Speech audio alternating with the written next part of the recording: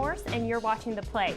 Coming up in today's episode, an update from the Big 12 men's basketball team tournament, and scientists are asking for more details from oil and gas companies when studying earthquakes and when we will see some rain. First, the U.S. Senate approved an amendment by Senator Tom Coburn on Thursday that would bar federal tax breaks or grants that subsidize childcare for people with incomes over $1 million. The amendment passes 100-0, according to Coburn's office. Millionaires can use the Dependent Care Tax Credit and the Dependent Care Assistant Program to offset their child care costs. The Oklahoman's Chris Castile will have more on the amendment in Friday's edition of the Oklahoman.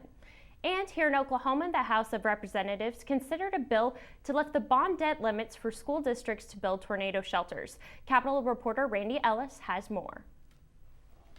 Today, the State House passed a resolution that would put it up to state and local voters to determine whether to use property taxes to pay for storm shelters in their communities. What the bill would do, what the resolution would do, would allow people to vote in November on whether to pass a constitutional amendment that would enable school districts to exceed the 10% cap if they vote to choose to do so, in order to build storm shelters and other measures that promote public safety. The Oklahoma Corporation Commission approved new rules requiring wastewater disposal well operators to record volume, pressure, and other information on a daily basis.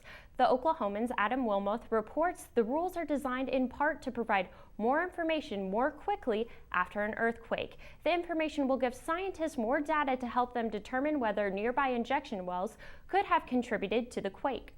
The men's Big 12 tournament continued today in Kansas City. The Cowboys moved to the second round after defeating Texas Tech last night. Our own Damon Fontenot was there for all the action. Welcome to the Sprint Center in Kansas City. Damon Fontenot here at the Big 12 Men's Basketball Championship, where Oklahoma State is currently engaged in battle with the number 1 seed, Kansas. If the Cowboys should pull off the upset, they'll play Iowa State on Friday. Iowa State took care of Kansas State in a close one in the morning game on Thursday. Meanwhile, Oklahoma, the number 2 seed, will play Baylor, the number 7 seed, on Thursday night. And if the Sooners should get the win, they will play the winner of Texas and West Virginia. Back to you in the studio. The game went into overtime and ended at 4:30. The Cowboys lost to Kansas 77-70 was the final score. And you can find more highlights from the game in the upcoming editions of the Oklahoman and of course online, as well as the stats and details from the Sooners game later tonight. And taking a look at our forecast, expect a high of 70 Friday with sunny skies. There's a chance of rain as we head into the evening hours tomorrow, and the possibility of rain carries over into Saturday. The best chance for precipitation will be Saturday afternoon. We could also see a few rain showers or a few rain clouds on Sunday.